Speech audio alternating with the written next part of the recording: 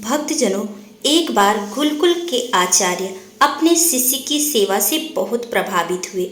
विद्या पूरी होने के बाद जब शिष्य विदा होने लगे तो गुरु ने उसे आशीर्वाद के रूप में एक दर्पण दिया। वह साधारण दर्पण नहीं था।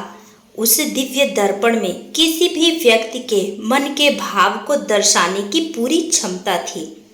शिष्य गुरु के इस आशीर्वाद से बड़ा प्रसन्न हुआ था। उसने सोचा कि चलने से पहले क्यों ना दर्पण की क्षमता की जांच कर ली जाए।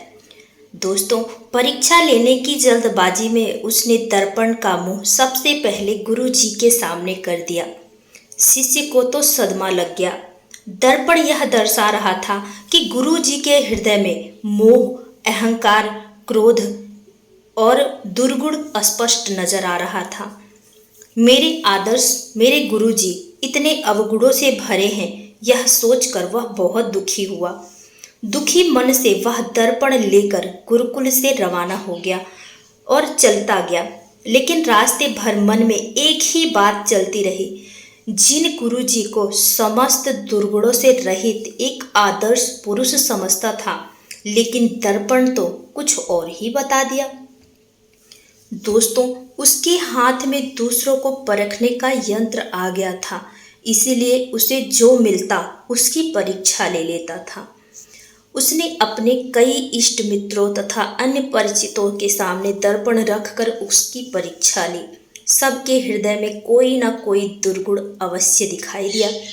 जो भी अनुभव रहा सब दुखी करने वाला। वह सोचता रहा कि संसार में सब इतने बुरे क्यों हैं, सब दोहरी मानसिकता वाले ही क्यों हैं, जो दिखते हैं दरअसल वे होते क्यों नहीं हैं। इन्हीं निराशा से भरे विचारों में डूबा दुखी मन से वह किसी तरह घर पहुंच गया। दोस्तों, उसे अपने माता पिता का ध्यान आया। उसके पिता की तो समाज में बड़ी प्रतिष्ठा है, उसकी माता को तो लोग साक्षात देवतुल्य कहते हैं।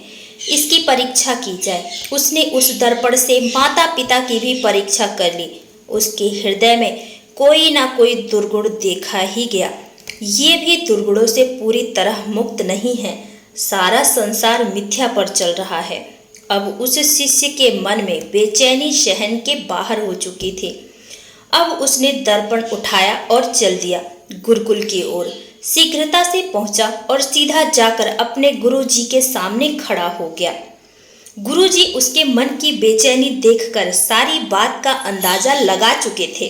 चेले ने गुरुजी से विनम्रता पूर्वक कहा, गुरुदेव, मैंने आपके दिए दर्पण की मदद से देखा कि सबसे पहले दिलों पर तरह तरह के दोष हैं।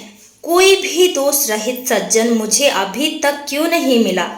क्षमा के साथ कहता हूँ कि स्वयं आप में और अपने माता पिता में मैंने दोषों का भंडार देखा। इससे मेरा मन बड़ा व्याकुल है। तब गुरुजी हंसे और उन्होंने दर्पण का मुख शिष्य की ओर कर दिया। शिष्य दंग रह गया। उसके मन के प्रत्येक कोने में राग, द्वेष, अहंकार, क्रोध जैसे दुर्गुण भरे पड़े थे। ऐसा कोई कोना ही ना था जो निर्मल हो। गुरुजी बोले, बेटा, यह दर्पण मैंने तुम्हें अपने दुर्गुण देखकर जीवन में सुधार लाने के लिए दिया था, ना कि दूसरों के दुर्गुण खोजने के लिए।